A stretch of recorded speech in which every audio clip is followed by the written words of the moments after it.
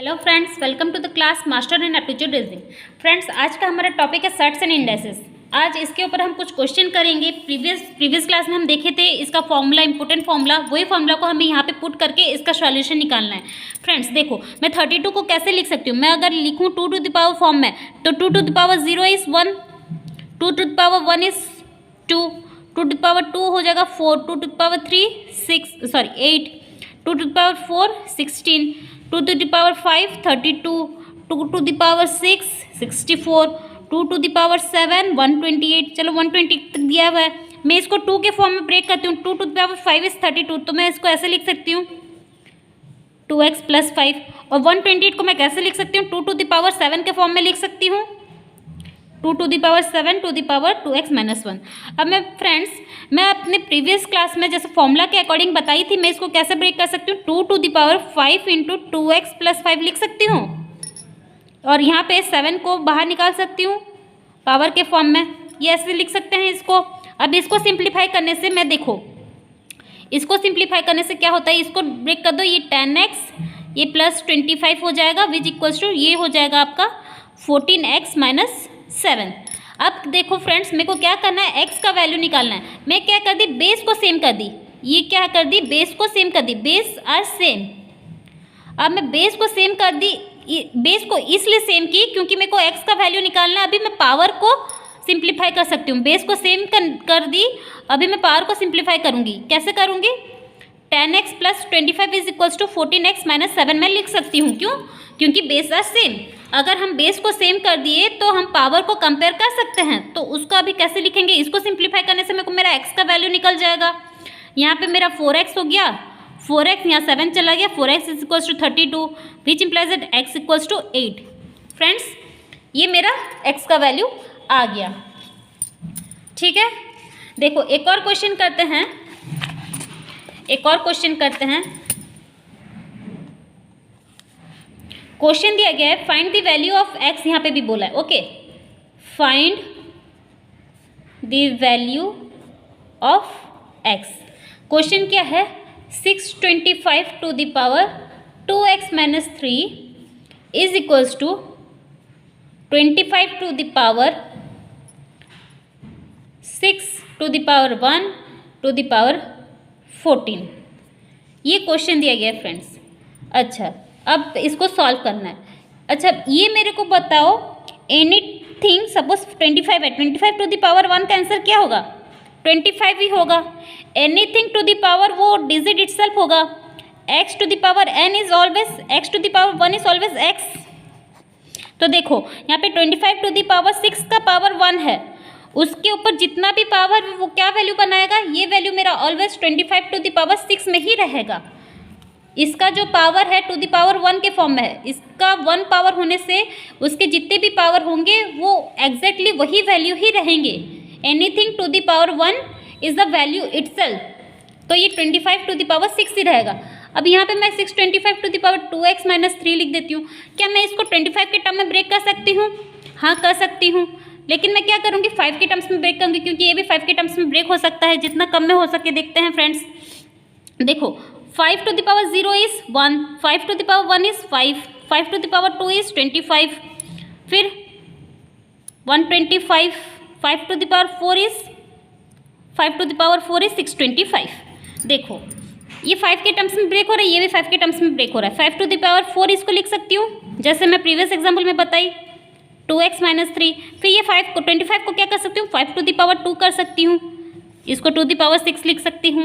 Friends, ये step आपको समझ में आया? 2 the power 14 था, लेकिन वो 14 को हम इसलिए नहीं ले रहे हैं क्योंकि anything to the power 1 the value itself हो जाता है। तो उसके ऊपर अगर 14 है कि 28 है कि 40 भी है, उसके ऊपर है, उस बोलने से ये वाला, सपोज यहाँ पे मैं एग्जांपल बता देती हूँ वो चीज़ के लिए आपको।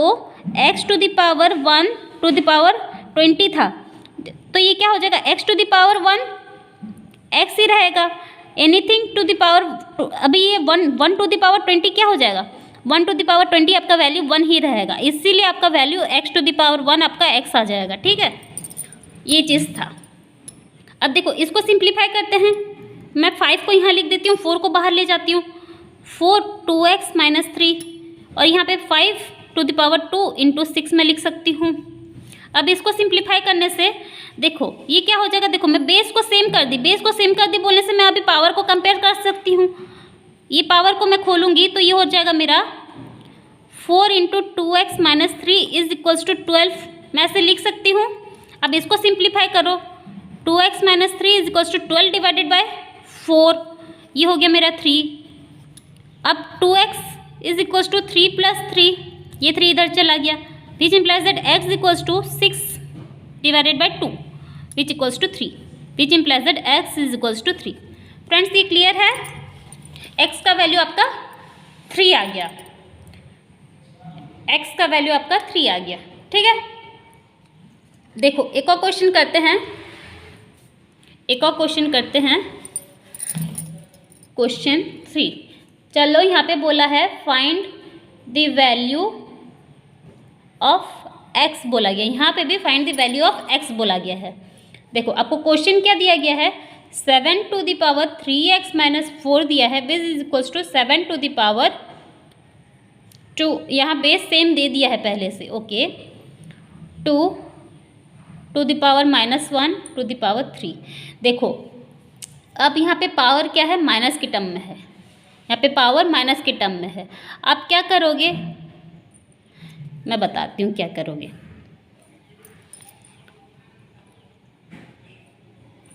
देखो ये क्या करोगे, ये टर्म को पहले लो, ठीक है।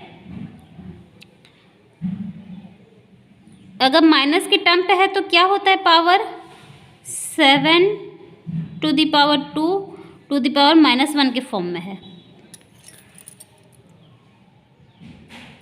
हम देखते हैं -1 एक इवन नंबर है कि एक ऑड नंबर है, एक ऑड नंबर है, ठीक है।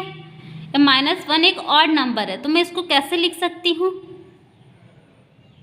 देखो इसको 7 टू द पावर 2, अगर पावर माइनस के टर्म पे होता है तो मैं कैसे लिख सकती हूँ इसको, एनीथिंग, सपोज ऐसे है a टू द पावर -1 है, तो मैं इसको कैसे लिख सकती हूँ, 1 to the power 1 by a लिख सकती हूँ, ये मेरा फॉर्मूला था, मैं आपको बताई थी। चलो इसको रहने दो, आप इसमें कंफ्यूज हो जाओगे। a टू द पावर -1 को मैं कैसे लिख सकती थी, 1 बाय a लिख सकती थी। अभी 2 टू द पावर -1, उसके ऊपर जितना भी पावर है नो वैल्यू फ्रेंड्स, उसके ऊपर जितना भी पावर है ऑब्वियसली वो वैल्यू इटसेल्फ बनाएगा, ओके। तो अभी देखते वो एक ऑड नंबर है, ऑड नंबर है बोलने से -1 to the power odd number क्या होगा, -1 इंटू -1 इंटू -1 होगा, that is -1 into -1 plus 1 into -1 हो जाएगा, आपका -1 आंसर आ जाएगा। लेकिन अगर -1 टू द पावर एक इवन नंबर होता, सपोज 4 लेती, -1 इंटू -1 इंटू -1 इंटू -1, ये आपका +1 के फॉर्म में रहता है फ्रेंड्स। ये एक सोचने वाली बात है, अगर आपका पावर के ऊपर जो -1 के पावर इवन है कि ऑड है, ऑड है बोल के आपका आंसर माइनस में आएगा, लेकिन अगर इवन होता तो आपका आंसर 1 में रहता।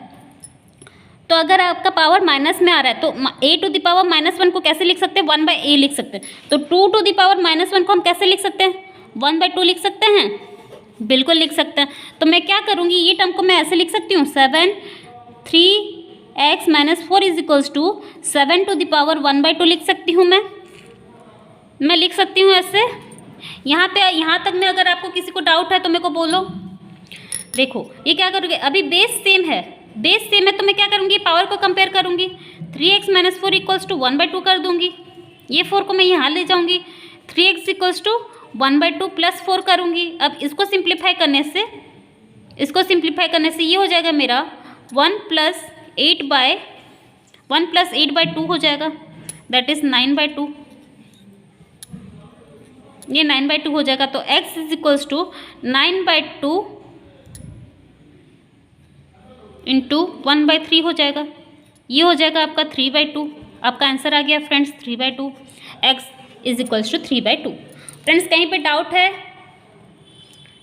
मैं फिर से यहाँ पे बता रही हूँ, -1 का पावर अगर इवन है तो उसका आंसर 1 होगा, और अगर -1 का पावर ऑड है तो उसका आंसर -1 होगा। फ्रेंड्स ये नोट कर लो, इसको नोट कर लो, ठीक है। जैसे कि -1 टू द पावर 3 था, ये एक ऑड नंबर था, तो इसका पावर क्या होगा, -1 के फॉर्म में रहेगा, इसका पावर -1 के फॉर्म में रहेगा। तो मैं यहाँ पे बताया आपको 2 टू द पावर -1 लिख सकते थे, वो पावर को 2 टू द पावर -1, और उसको हम 2 टू द पावर -1 को कैसे लिख सकते हैं, 1/2 के फॉर्म में लिख सकते हैं। Why? Because a to the power -1 is equals to 1/a। यहाँ तक क्लियर है सर? तो फ्रेंड्स उसको ऐसे फिर सॉल्व करेंगे, हम x का वैल्यू निकाल लेंगे, as x is equals to 3/2 हमारा आंसर आया। ये बस नोट कर लीजिए फ्रेंड्स, कहीं मिस्टेक ना हो जाए। ठीक है, ठीक है फ्रेंड्स। और कुछ क्वेश्चन हम दूसरी क्लास में सॉल्व करेंगे। आप मेरे चैनल पे बने रहिए, लाइक शेयर सब्सक्राइब कीजिए। Thank you.